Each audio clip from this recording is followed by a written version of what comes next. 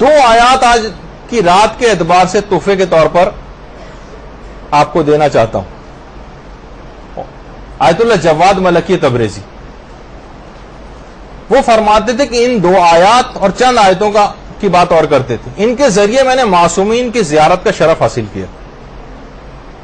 ان دو آیات کی آج کل بڑی اہمیت ہو گئی, جبکہ آپ دیکھ رہی کافروں کا مسلمانوں پر کس حد تک غلبہ ہو چکا ہے, اور تمام مسلمان ممالک سوائے مملکت اسلامی ایران کے کیسا غلبہ حاصل کرتا جا رہا ہے, بلکہ مکمل غلبہ حاصل کر چکا ہے.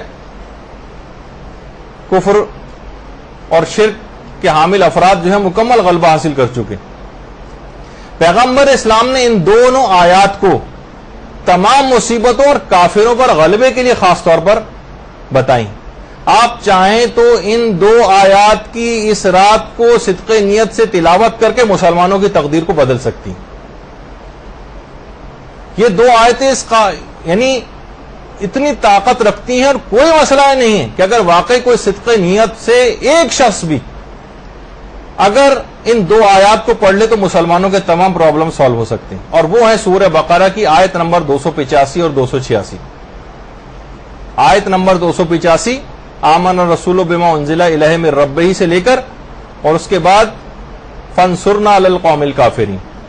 آیت نمبر 285 اور آیت نمبر 286 یہ آپ نوٹ کر لیجئے. آیت نمبر 285 اور 286 سورہ بقرہ. اچھا, یہ آیات پیغمبر اسلام کو شب معراج پروردگار کی طرف سے تحفے میں عنایت ہوئی تھی, اور مجموع البیان کی پہلی جلد میں بھی ہے کہ جب پیغمبر اسلام سدرۃ المنتہا پہ پہنچے تو 3 تحفے پروردگار کی طرف سے پیغمبر اسلام کو ملے. 5 وقت کی نماز, سورہ بقرہ کا آخری حصہ, اور پیغمبر کی امت کے لیے ان لوگوں کی بخشش جنہوں نے کوئی شرک نہ کیا ہو. اور باقاعدہ تفسیر ابن کثیر میں پیغمبر اسلام سے مروی روایت بھی ہے کہ خدا نے زمین و آسمان کی خلقت سے 2000 سال پہلے جو تحریر لکھی تھی وہ سورہ بقرہ کی یہ آخری آیات تھی. زمین و آسمان کی خلقت سے 2000 سال پہلے یہ سورہ بقرہ کی یہی 2 آخری آیات ہیں. اور یہ وہ آیات ہیں کہ جس گھر میں بھی یہ 3 شب بھی پڑھی جائیں, صرف 3 راتوں تک, شیطان اس گھر میں پھر پھٹک نہیں سکتا. اور پیغمبر اسلام یہ بات بھی بیان فرماتے تھے کہ جو نماز عشاء کے بعد ان آیات کو پڑھے گا وہ قیام لیل سے بھی معاف ہو جائے گا. یعنی اگر وہ اس رات کو بالفرض نماز نہیں بھی پڑھ پاتا ہے تب بھی اس کو پورا ثواب مل جائے گا. باقاعدہ تفسیر صافی کی پہلی جلد کے اندر اس روایت کو لکھا گیا.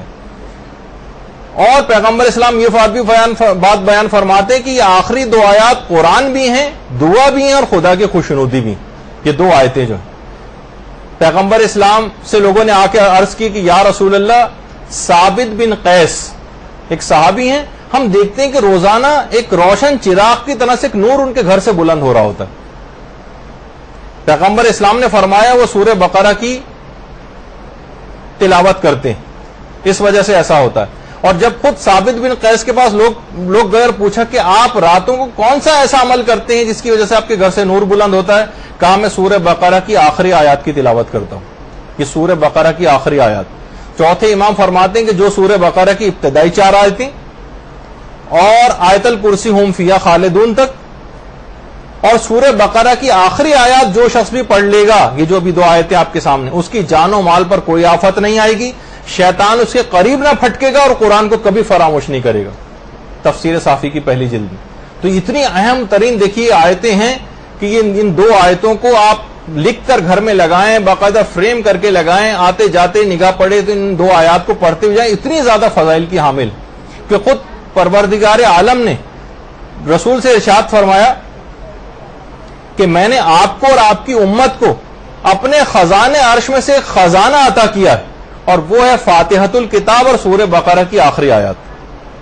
یعنی یہ 2 پروردگار عالم کی طرف سے جو خزانے, ان میں سے یہ خزانے جو ہے وہ عطا ہوئے. اس رات کو ہرگز بھی ان آیات کو فراموش نہ کریں, اور ان 2 آیتوں کے ذریعے آپ اپنی تمام دعاؤں کو قبول کروا سکتی ہیں. آیت نمبر 285 اور 286. برحمتك يا أرحم الراحمين وصلى الله على محمد وآله الطاهرين. الظاهرين